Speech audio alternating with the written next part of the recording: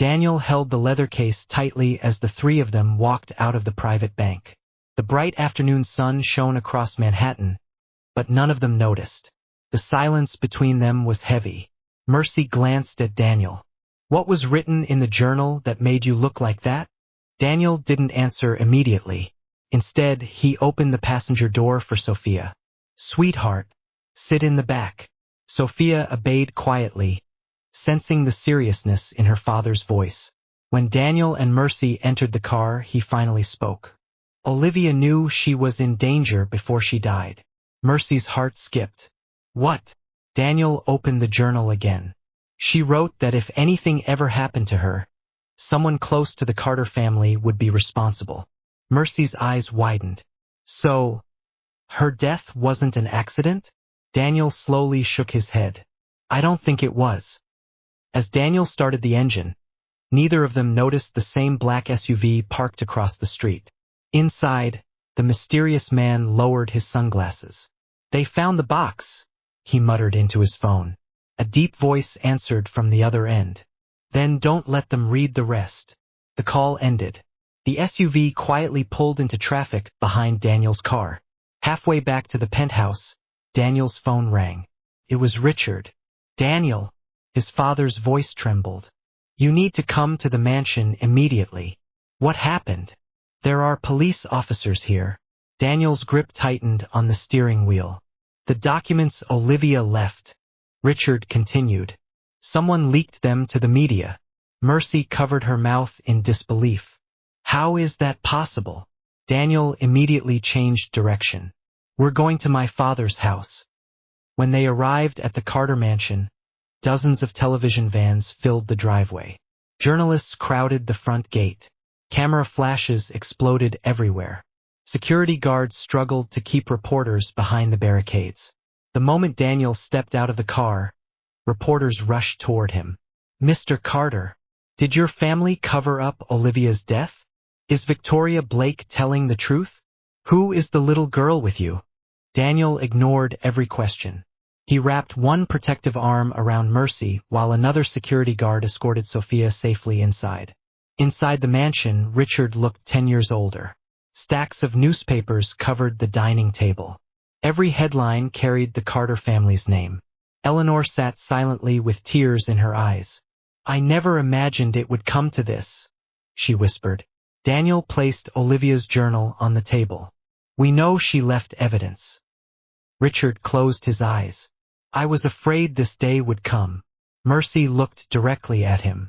"What aren't you telling us?" Richard stood and slowly walked toward the fireplace. 28 years earlier, he had entered into a business partnership with one of the most powerful investors in New York. At first, everything seemed legitimate. But years later, he discovered the man was secretly laundering money through several companies. Richard wanted to expose him. Before he could, Olivia somehow discovered the truth. She collected evidence. She planned to go to the authorities. But before she could, she died. The room fell completely silent. Daniel stared at his father. "Are you saying Olivia was murdered because of what she knew?" Richard looked at his son with tears in his eyes. "I've lived with that guilt every single day." Mercy slowly sat down. Everything they believed about Olivia's death had just changed. Suddenly, a loud crash echoed from outside. Everyone froze. Daniel rushed toward the window. His face immediately hardened.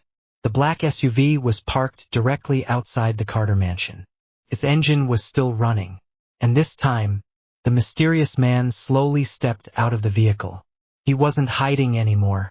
In his hand was another envelope, one addressed only to Mercy Okeke. Daniel's instincts took over. "Nobody opens that door," he ordered. The security guards immediately surrounded the entrance to the Carter mansion, while the mysterious man remained standing beside the black SUV, holding the cream-colored envelope. He made no attempt to run. He simply waited. One of Daniel's senior security officers approached cautiously. "Who are you?" he demanded.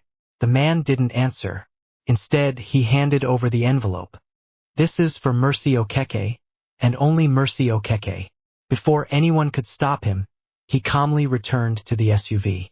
Within seconds, the vehicle disappeared through the mansion gates. Daniel's security team immediately followed in 2 black vehicles. But by the time they reached the main road, the SUV had vanished into New York traffic. Back inside the mansion, every eye was fixed on the envelope.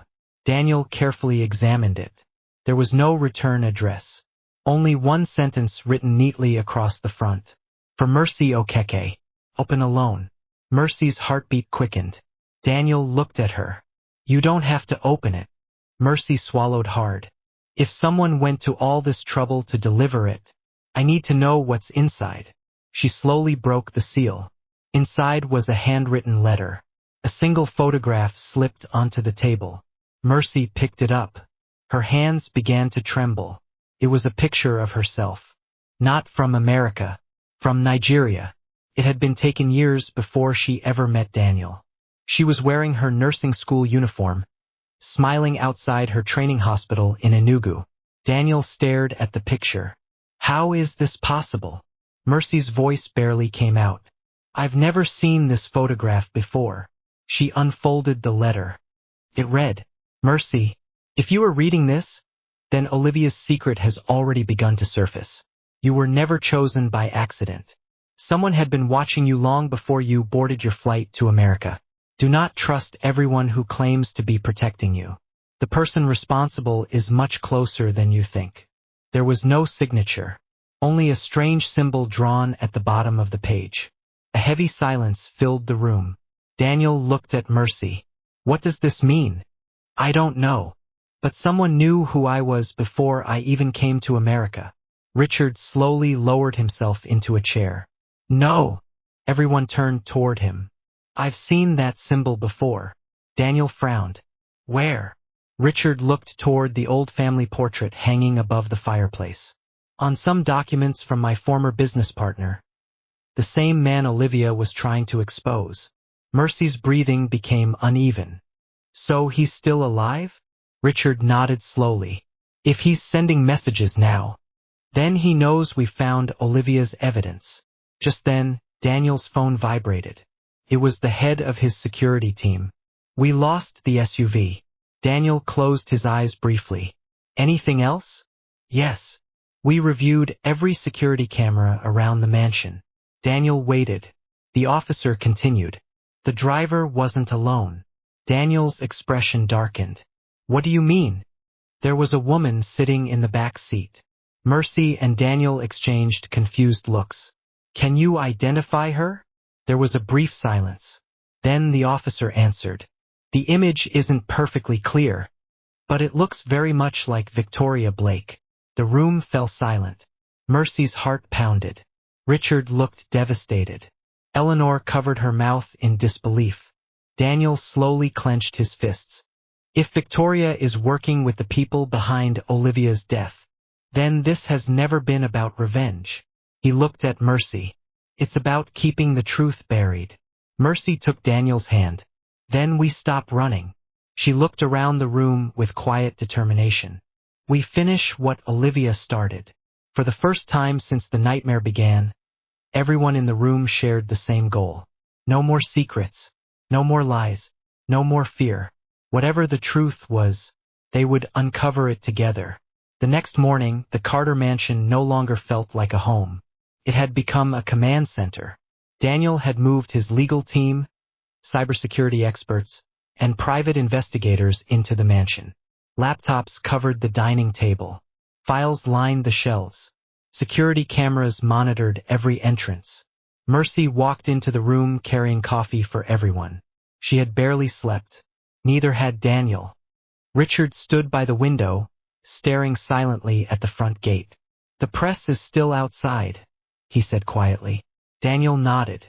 They're not leaving anytime soon. Just then, Daniel's head of security entered the room carrying a tablet. We found something. Everyone immediately gathered around. The security officer placed the tablet on the table and played footage from a traffic camera. The black SUV appeared on the screen. It disappeared for nearly 23 minutes, the officer explained. Then another camera picked it up. He zoomed in. The SUV had stopped outside an old warehouse near the Brooklyn waterfront. Daniel looked at Mercy. That's our first real lead. I'll go with you, Mercy said immediately. Daniel shook his head. No, I'm not leaving you behind. It's too dangerous. And if this has something to do with Olivia, it also has something to do with me now. Daniel knew arguing wouldn't change her mind. Finally, he sighed. We go together. An hour later, 3 black SUVs rolled quietly toward the abandoned warehouse district. Daniel drove the first vehicle. Mercy sat beside him. Behind them followed members of Daniel's private security team. The streets became emptier, the buildings older. Finally, they stopped. The abandoned warehouse stood before them. Its broken windows reflected the gray afternoon sky. One rusty metal door hung slightly open. Daniel looked toward his security chief. Nobody goes in alone. The guards nodded. Inside, the warehouse was silent. Dust floated through narrow beams of light. Old wooden crates covered the floor. Mercy noticed something. There, on the concrete floor, were fresh muddy footprints. Someone had been there recently. Daniel motioned for everyone to stay alert. As they moved deeper into the building, Mercy froze. Against the far wall stood a large bulletin board, covered with photographs. Her photographs. Daniel's photographs. Sophia's school picture. Richard. Eleanor. Even Victoria. Every member of the Carter family had been secretly photographed. Some pictures were years old. Others had clearly been taken only days earlier. Mercy's breathing became uneven. They've been watching us. Daniel's face hardened. For a long time. Suddenly, one of the security guards called out. Sir. Daniel rushed over. Hidden beneath an old wooden table was a laptop, still powered on. The screen displayed only one sentence. You are too late. Before anyone could touch it, the laptop suddenly began counting down. 10. Daniel's eyes widened. Everyone back. 9. Mercy grabbed Sophia's photograph from the wall. The security team sprinted toward the exit. 7. Daniel pulled Mercy beside him. 6. Richard shouted, Run! 5. The entire warehouse echoed with the alarm. 4. Daniel wrapped one arm around Mercy. 3. They burst through the warehouse doors. 2. Everyone dove behind the security vehicles. 1. A thunderous explosion shook the entire building. Glass shattered. Smoke poured into the sky. The warehouse collapsed inward as flames erupted through the roof. The force of the blast knocked everyone to the ground. For several seconds, nobody moved. Then Daniel lifted his head. Mercy! I'm here! She answered weakly. Daniel helped her to her feet. One by one, the security officers stood. Everyone was alive. But the evidence, the warehouse, everything inside, had been destroyed. As firefighters and police sirens approached from the distance, Daniel stared at the burning ruins. They're always one step ahead of us. Mercy slipped her hand into his. Maybe. She looked toward the burning warehouse. But they made one mistake. Daniel looked at her. They're scared. And people only destroy evidence when they're afraid the truth is about to come out. Daniel smiled faintly for the first time in days. Then we keep going. Unknown to them, from the rooftop of a nearby building, a figure wearing a long black coat watched the flames through a pair of binoculars. The figure slowly lowered the binoculars and made another phone call. They survived. A calm voice answered. I expected they would. The figure asked, what should we do next? There was a long silence. Then the voice replied, bring me Mercy Okeke. The call ended. High above the burning warehouse, the mysterious figure disappeared into the gathering smoke. The order to capture Mercy changed everything. Daniel doubled the security around the penthouse, the Carter mansion, and the hospital where Mercy worked. Armed guards accompanied her everywhere, but Mercy refused to live in fear. If we hide forever, she told Daniel one evening, they've already won. Daniel gently held her face. I can lose my company. I can lose my fortune. But I can't lose you. Mercy smiled through tears. And you won't. 3 days later, Victoria Blake appeared unexpectedly at the Carter mansion. She looked different. The confident woman who had challenged Mercy at the hospital was gone. She looked exhausted. "I need to speak to Daniel and Mercy." Daniel almost asked security to send her away. Richard stopped him. "Let her speak." Victoria entered the living room and slowly placed another envelope on the table. "I've made many mistakes," she admitted. "I loved Daniel once.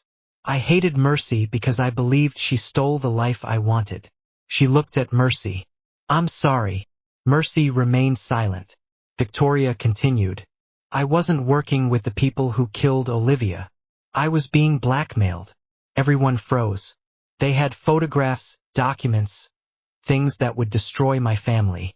They forced me to keep Daniel distracted while they searched for Olivia's evidence." Daniel looked at her carefully. "Who's behind all this?" Victoria slowly answered. "A man named Marcus Blackwood." Richard's face turned pale. "So, he's still alive." Marcus Blackwood had once been Richard Carter's business partner. Behind the success of his companies was an empire built on corruption, money laundering, and murder. Olivia had discovered everything years ago. She secretly copied financial records before hiding them in the safety deposit box. Marcus believed those records had disappeared forever. Now he knew Daniel had them. The next evening, Mercy finished her hospital shift. Daniel's security team waited outside as usual. But a fake ambulance pulled into the emergency entrance. Men dressed as paramedics rushed toward Mercy. Before anyone realized what was happening, they injected one of the guards with a sedative. Mercy screamed as she was forced into the ambulance. The vehicle sped away. Daniel received the call minutes later. His entire world stopped. "I don't care what it costs. I don't care how many people it takes. Find my wife." For the first time, the billionaire wasn't thinking like a businessman. He was thinking like a husband. Using traffic cameras and GPS data from the stolen ambulance, Daniel's security team tracked Mercy to an abandoned estate outside New York. Police surrounded the property. Daniel ignored every order to stay behind. He ran inside. Deep in the basement, Mercy was tied to a chair. Marcus Blackwood stood beside her. He smiled. "So, the great Daniel Carter finally arrived." Marcus pointed a gun at Mercy. "Give me Olivia's journal." Daniel slowly removed the leather journal from his jacket. "You'll never leave here with it." Marcus laughed. "Neither will you."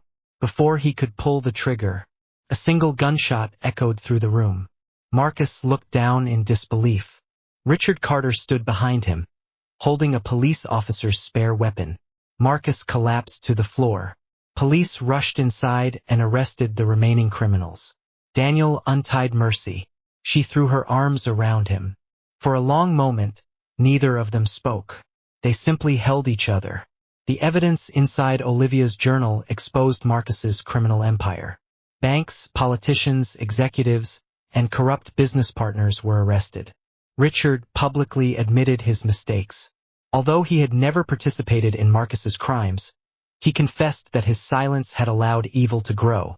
The Carter family regained the public's respect through honesty rather than power. Victoria testified in court. Her cooperation helped convict the remaining members of Marcus's organization. Instead of prison, she received a reduced sentence and later devoted her life to supporting victims of financial crime.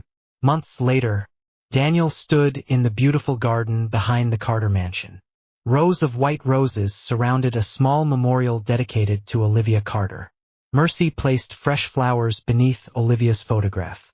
"Because of your courage," she whispered, "the truth finally won." Daniel took Mercy's hand. So did love. Sophia ran across the lawn laughing. "Daddy! Mommy! Come see!"